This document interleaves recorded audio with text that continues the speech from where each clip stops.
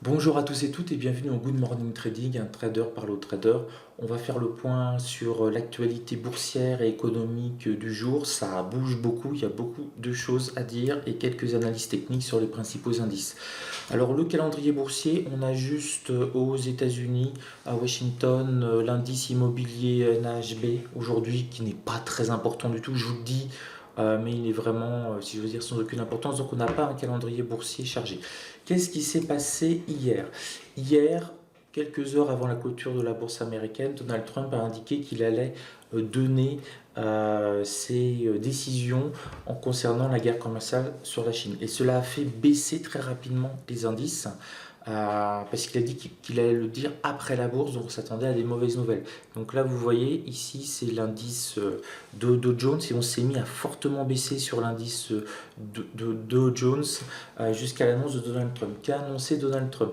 Qu'effectivement, il surtaxait pour 200 milliards les importations chinoises. On s'y attendait. Que le taux sera de 10% au lieu de 25%. Ça, c'est une bonne nouvelle. Que les taxations auront lieu dès lundi prochain. Ça, c'est pas une bonne nouvelle. On pensait qu'il allait peut-être donner un mois pour de différer. Une bonne nouvelle, vous voyez, il y a bonne nouvelle, mauvaise nouvelle. Une bonne nouvelle, c'est que certains produits ont été exemptés, notamment les montres connectées. Là, on peut voir que c'est Apple qui a suffisamment fait de lobbying.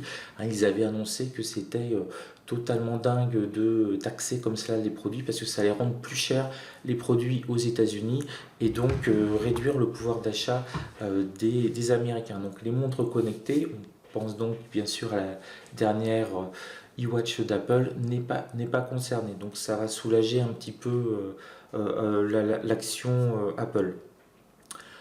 Mais attention, Donald Trump a menacé en disant que si les Chinois répliquaient, que cela touchait le secteur industriel ou de l'agriculture, il passait à la phase 3. Et là, il passait à 258 milliards de dollars. Et si les Chinois ripostaient, là, c'était l'Armageddon.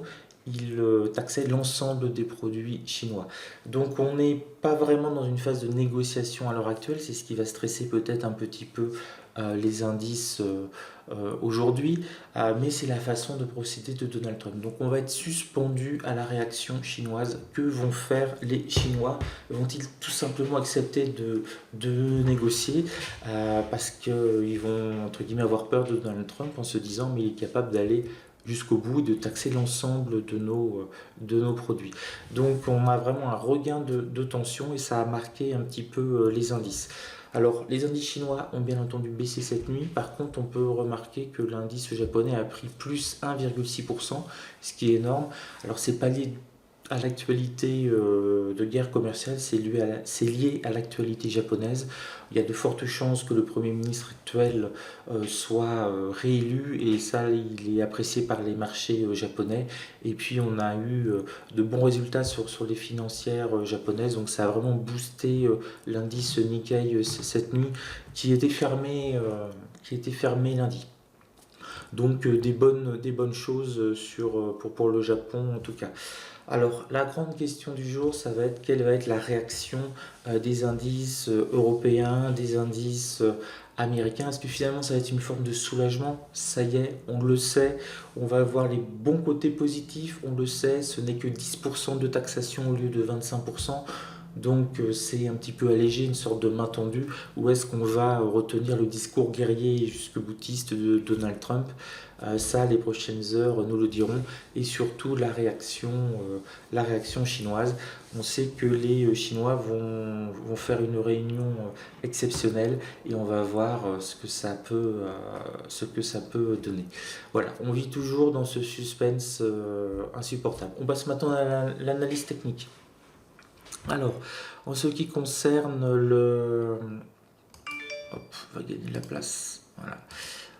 En ce qui concerne le Dow Jones, comme on peut le voir, hop, je vais le mettre en une demi-heure, on verra un petit peu mieux. Comme on peut le voir, la séance a eu lieu dans un range. Et puis l'annonce au-dessus des 26 000 points, et puis l'annonce de Donald Trump comme quoi il allait donner sa vision du marché. on s'est mis à baisser. Ensuite, après minuit, ouverture des marchés, début d'ouverture des marchés asiatiques, on s'est mis à baisser. Et puis on a eu un rebond à partir de 3h30 du matin, très net. Et on revient en fait sur le point bas de la veille. On vient de fermer entre guillemets le gap, même s'il n'y a pas vraiment de gap sur les indices américains qui sont cotés 24 heures sur 24. Et donc on rebondit, on revient sur la middle R1 mensuel. En tout cas, les 26 000 sur futurs sont là. Et on est passé au-dessus des 26 000. Donc le Dow Jones garde encore une grande force. En ce qui concerne le DAX. Alors pour le DAX, c'est aussi, on voit, on a œuvré dans un range avec un point bas où on a rebondi pile sur le point pivot hebdomadaire, on est passé un petit peu en dessous, on a bien rebondi et on a stagné en fait sur le DAX entre le point pivot hebdomadaire et le plus bas du mois précédent avec cette zone qui est très difficile à franchir, on le voit, des 12 030. Alors cette zone des 12 030, ça fait un bout de temps qu'on n'arrive pas à la passer. On le voit ici, c'est des tentatives permanentes de passer sur les 12 030. Donc c'est vraiment ces 12 030 une barre. Et puis là on voit ce matin que le DAX revient finalement sur, là actuellement il a 12 072, il revient sur un niveau presque connu.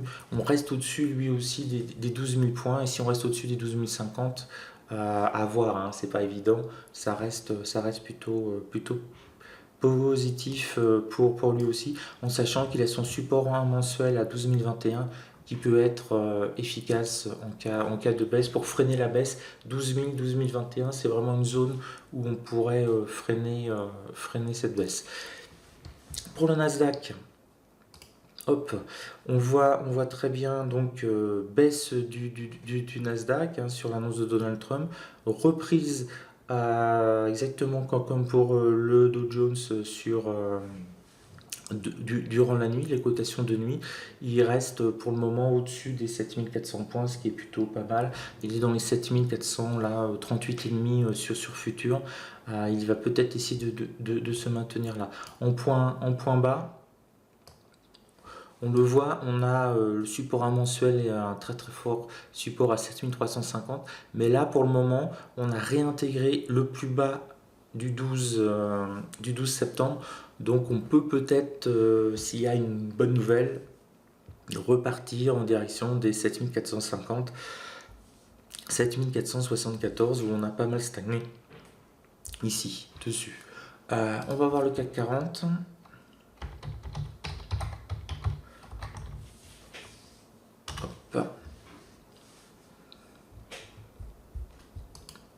Alors, le futur CAC 40, voilà.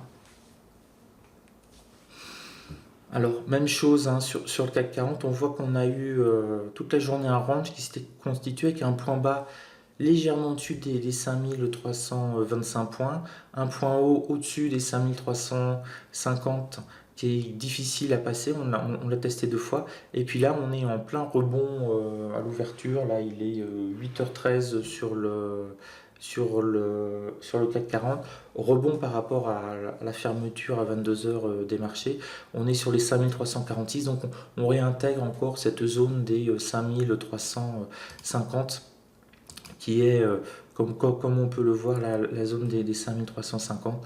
On stagne dessus depuis le 13 septembre, mais vraiment la dynamique, j'allais dire, haussière du CAC 40 n'est pas remis en cause malgré les événements qui viennent de se passer. Donc voilà pour le Good Morning Trading. Le point a été à peu près fait. Donc journée qui devrait être un petit peu moins dangereuse qu'hier, puisque ça y est, on a enfin la nouvelle. Donc on est rassuré ou pas, peu importe, mais on sait qu'il y en a pour 200 milliards, que c'est taxé à 10%, que cela s'appliquera à partir de lundi. On pensait qu'on avait laissé... L'administration Trump avait fait croire que ça pouvait être monté jusqu'à 25%. Donc on voit les marchés n'ont pas dévissé du tout. Il y a presque une forme de soulagement. On a un petit peu baissé, mais dans des proportions tout à fait normales. On a finalement perdu 0,5% sur à peu près tous les indices américains, un petit peu plus en Europe, mais on a déjà rattrapé le retard sur le CAC 40. Donc on ne peut pas dire que ce soit un non-événement, la tension est très vive, mais les marchés l'ont bien encaissé pour le moment. Voilà, je vous souhaite une belle journée de trading, soyez prudents dans cette période d'incertitude boursière, c'est le moins qu'on puisse dire, et puis prenez du plaisir à trader. Sur ce, je vous souhaite une belle journée. Ciao!